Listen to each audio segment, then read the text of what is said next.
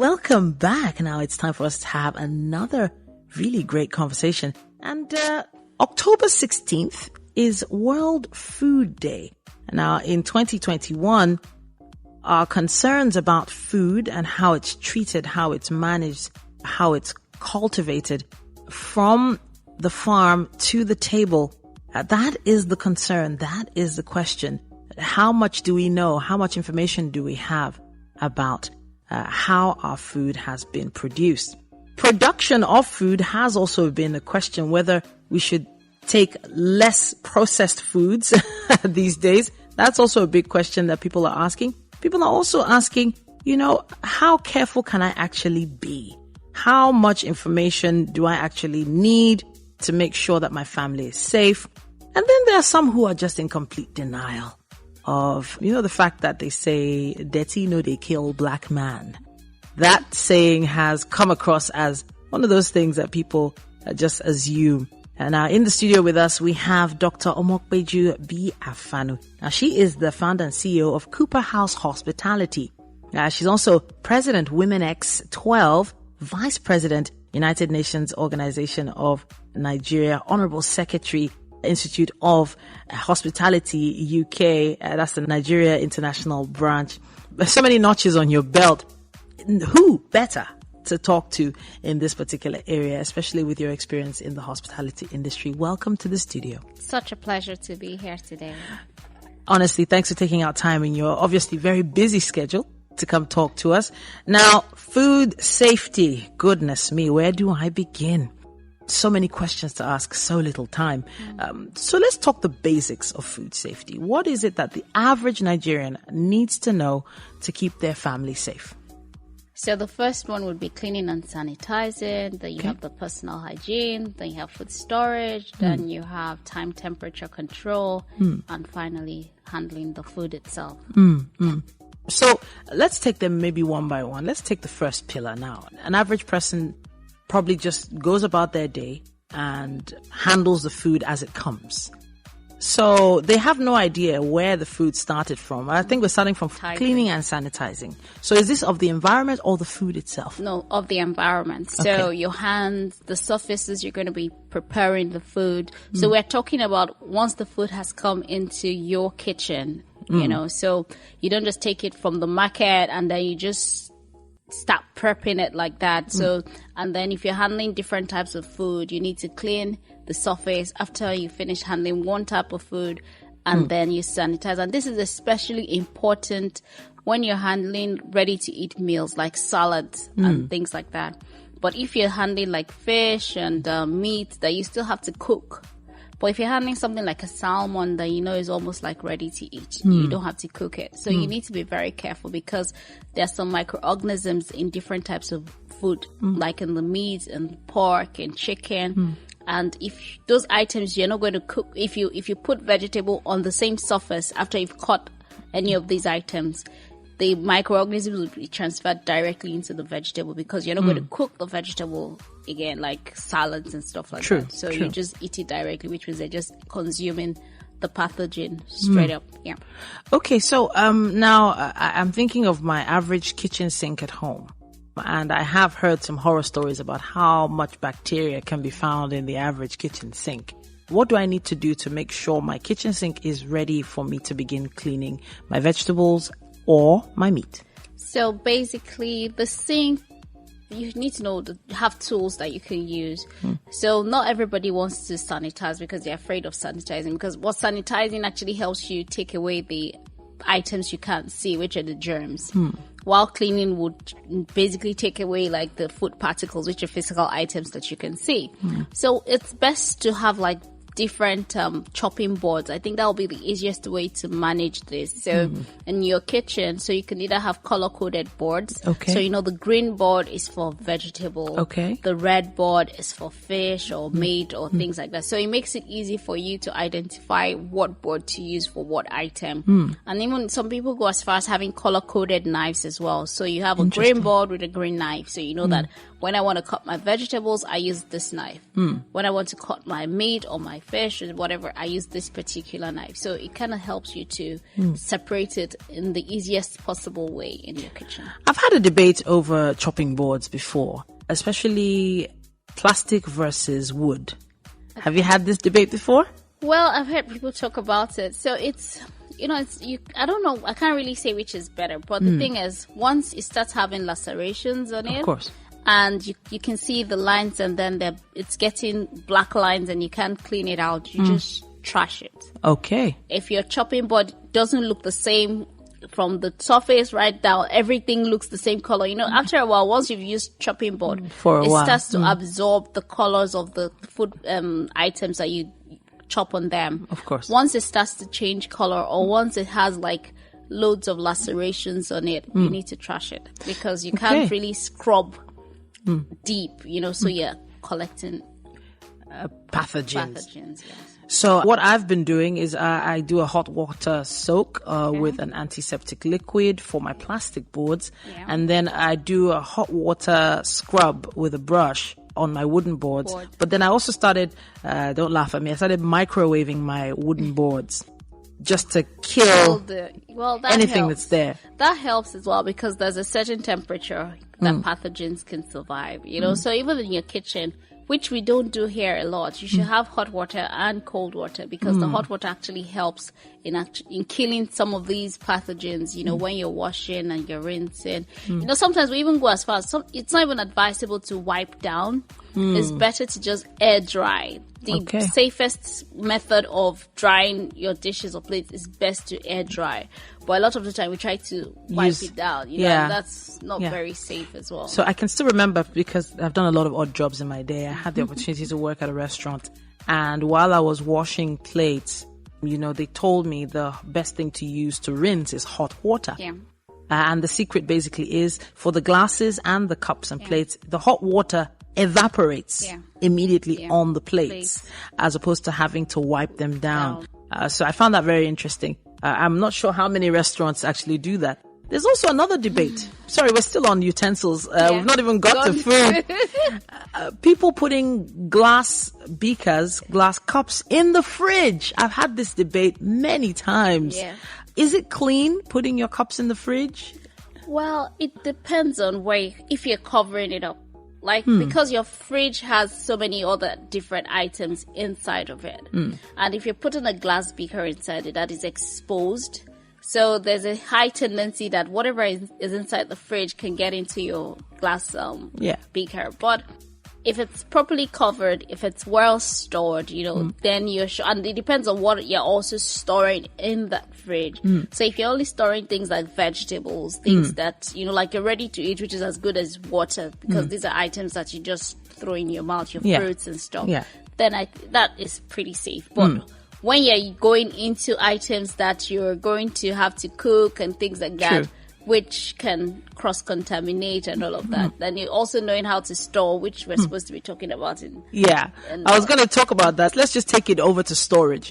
Now, since we're already on fridges, we had this conversation previously. What is the correct way to store food in the fridge? So sometimes I get home and my fridge looks upside down, and I'm wondering what happened here. My kids have moved things around.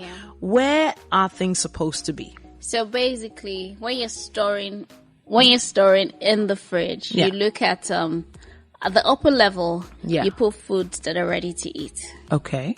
Your vegetables, probably cooked food and all of that. You put them up because those items are safe. Okay. Then it goes down to your dairy products. Okay. You put them in the middle. Then at the bottom of it, you're looking at your fish, your meat, and all of that stuff. Okay. Why? Because the meat and the fish could drip down water. Okay. And if they're dripping down water, it drips on your ready-to-eat food. So it's best to put the ones ready to eat up. So even if they're dripping down, whatever is down, you're still going to cook it one way or the other before consumption. So it's actually safer to layer it in that fashion. Okay, so there are some fridges these days, more modern fridges that have drawers in them, and some of them are labeled vegetable drawers, and they are more likely to be at the bottom. I'm confused about that. Yeah, because that is secure now. So if you notice, if it was exposed, they will definitely not put it at the bottom. Okay. So it's inside a container, and they've checked it. I'm sure they would have done all the tests. So if you get home, you can also try it and pour something from the top and see if it's going to get into the vegetable drawer. It probably won't. It probably wouldn't. All right, then. If it does, then you need to complain. Something is wrong here. So if I do see any excess water, it's usually under the drawer, not inside it. The drawer. Okay, all right, yeah. So that makes me feel a lot safer. Okay, so we've taken two of the pillars, basically. Storage and sanitizing. Cleaning and sanitizing, yes. But storage was only fridges we talked about. What about dry foods, dry goods? Even dry food. So within the store, you have to make sure that you don't mix it with biological chemicals or stuff like that. So you have to separate your food. And then you also need to understand FIFO in food storage, which is the first in, first out. Even in the fridge or in the freezer. So you need to check, you need to also look at expiry dates. You need to look at all these things. You need to always check your food. So sometimes you buy an item and put it in your store and you forget it there. And by the time you want to eat it, you won't even remember to check if it's expired or not. So when you're storing food in whatever, even at home or in the hospitality industry, you need to always check your expiry date. And that's why the FIFO is always very good. So sometimes when you buy new stock, you still have some old stock. You don't put the old stock in front, the new stock in front. You pull the old stock forward and place the new stock at the back. So there's the tendency for the new stock to expire ahead of the old stock is actually very always low. slimmer. Yeah. Okay. I think I have noted that in supermarkets, that's what they do. So sometimes I end up going to the back of the shelf to get the freshest stuff. Yeah, I do that too. There's this particular, especially the juices, when you want to buy fresh juice. So when they bring in new store, they put them at the back and then they put the old stock in front. So when I'm going, I go for the back first and then check the expiry date before I come forward. And there's some supermarkets don't even check those things. I've been to a few supermarkets that I find the fresh ones in front and then the old stock at the back, because your natural tendency will be, I want to check the back first. Yeah, sure. So you pick the back and you're like, okay, this looks like it was delivered like 4 days ago. Then you look at the one in front and it was delivered like a day or two ago. Wow. So I've actually seen that happen in a few restaurants, supermarkets. Okay. So now the hospitality industry as a whole, there are a few horror stories out there of things people have seen and heard. Abroad, outside Nigeria, let's say, there is that food safety inspector that everybody dreads to see, but they are all regulated by. Here in Nigeria, do we have such regulators? And how are we sure that they're not just looking the other way for an envelope under the table? Well, the truth of the matter is that we actually do have food safety officers in Nigeria, but the thing is, nobody sees them. They're not effective. And that's one of the reasons why we started the training on food handling and safety, because the COVID actually brought this out. A lot of people were curious and a lot of people didn't know how to handle food post-COVID. Is it safe to touch the food? Is it safe to eat it? Who has handled it? What if somebody has sneezed in my food? So a lot of restaurants, a lot of hotels, they don't even have a food quality control officer that kind of sits in the kitchen to monitor what is coming. Like there's some food items, like when you're looking at time temperature control, if a food is brought in with ice chips on it, then you probably shouldn't take it because it has either melted and frozen again. So, these are small details that you need to check. And it's the only person, if you're not trained, if you don't know what you're to look out for, or they bring in a pack of chicken and you can see water on the carton, like that means that chicken has, the time temperature has been abused. Do you understand? So you shouldn't even take it. And if you're going to take it, there should be certain procedures that you have to go through. You have to check at what level. I don't even know how many restaurants have food thermometers to even know the right temperature.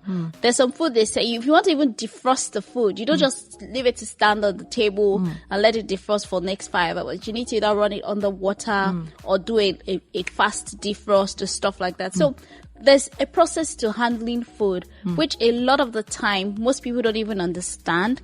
A lot of hotels don't do it. A lot of facilities don't even understand the concept of it. You know, even now when we're talking about food safety officers and we talk to hotels or restaurants about it, they're like, oh, are they cooks? Can they cook? Wow. Can they do this? I need a chef. I need this. Do they, but they're not, the thing is, food safety officers are not meant to cook. They're supposed to monitor. So they're supposed to, if you tell them this food is supposed to be stored at 5 degrees Celsius, their job is to ensure that it's stored at 5 degrees Celsius. If it's supposed to be at 100 degrees Celsius, the job is to ensure that it's stored at that temperature. So this is a food and beverage manager, essentially. No, it's different because the person works in the kitchen, basically. So the job is in the kitchen to see what is going on behind the house. And they also come forward, that's in the restaurant, to know how well you're handling the food. When you want to serve, do you make salads? Because in food safety, there's so many, there's allergens. They're food allergens. So it doesn't just stop even in the kitchen. So like you need to be able to ask your guests that, do you have food allergies? Okay. You need to, like your food, your restaurant, your waiters need to understand that, okay, what are the content of each meal? What makes so for composition? Instance, people that are allergic to nuts, there are quite a few different types of allergies. Yes. But people that are allergic to fish, shellfish, nuts, dairy products. Yes. Storing food like that, especially storing food items that have nuts in them. Dairy products in them. I wouldn't be able to tell if my waiter even understood what was on every item on the menu.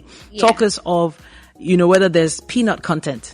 So that's what is essential now. You need to educate your staff to know what is the composition of every meal. And in the kitchen as well, there's something called cross-contamination. So you cannot be doing cheese and then you cut because you say it's ready to eat cheese, you cut what do you call it, the salad vegetable with the same knife. That's called cross-contamination, because somebody can have like a dairy allergy, so with the cheese and the vegetable, so cutting that knife, the person will say, no, but I just had vegetable, and she can only see vegetable, he can only see vegetable in his plate. But because you've used the wrong knife to cut the vegetable, it's also a problem. So once you're handling a different class of food, you have to be careful. You have to wash the cutlery, wash the knife, wash the surface, sanitize it, so that you're sure that there's no cross-contamination. But in Nigeria, nobody really cares about these things. Nobody understands these things. I don't know if you ask people that, do you have a food allergy? They'll say, oh yes, I think I do. But have you ever really monitored it? Have you ever really had situations where it's caused by one thing? Nobody knows. We don't even care. So what to even do as first aid for food allergy is also another thing. I've heard of EpiPens that some people carry around to sort of counter the effects of allergic reactions. And of course, what number do you call? What hospital do you go to? What sort of first aid do you give someone who's going through something like that? Everything falls into that bracket of the God forbid in this environment. But thankfully, people like you and your organization are helping, trying to build a bridge to cross over some of these challenges. But we've only touched on 3 of the pillars. Okay. There was 2 more? 2 more. So personal hygiene. Well, the personal hygiene aspect is actually individual. Okay. You need to look at yourself. Like while you're handling food, your hair, is it well covered? Okay. Do you have long fingernails? Are your nails well groomed? Do you have nail polish on? Are you wearing gloves when you're handling food? Do you have a cold? Are you handling food when you're sick? Or are you coughing into food? Are you covering your mouth? So there's so much. When you go to the restroom, do you remember to wash your hand and sanitize it? So there's so much that there's a lot. Personal hygiene actually plays in food handling as well, because if you personally don't take care of yourself, or you're not conscious of what impact I could have on food. Because if you don't, there's food-borne illnesses. There's so many ways you can contaminate food. You can have physical contaminants, and a lot of physical contaminants, apart from the fish bone or things that will come from the food itself. You could have hair in food. Some people have had experience where even somebody's ring has been found in food, you know. Goodness me. Yeah, so you make sure that you're not wearing rings and stuff like that. Or maybe the stone on somebody's ring has fallen into food or something. So it's really important. It's really critical for everybody handling food. And it's not just in the restaurants, even in the supermarkets. Like we're just talking about first in, first out, storage and stuff like that. How many of these restaurants actually understand supermarkets? Supermarkets. How many of them understand this principle? Their staff probably don't even know that, oh, well, they just stuck it. They tell them, do this, and they're okay. Then the next time they probably wouldn't, because everybody's lazy and nobody's ready to go through the extra effort of bringing this forward. I would rather add underpaid as opposed to lazy. I would say underpaid or uninspired. I wouldn't call the average person lazy because they've been through traffic. They're probably thinking about, and they're stressed out. God, they'll be like, who would even care? Who would notice? Nobody will probably notice anyway. I find it very uncomfortable when I get to supermarkets where the items are dusty, for instance. The dust, and if, for instance, you have things like weevils in grain, and where these grains are stored. I had the misfortune to purchase some cereal. I think it was a wheat cereal. I think it was Weetabix for my daughters.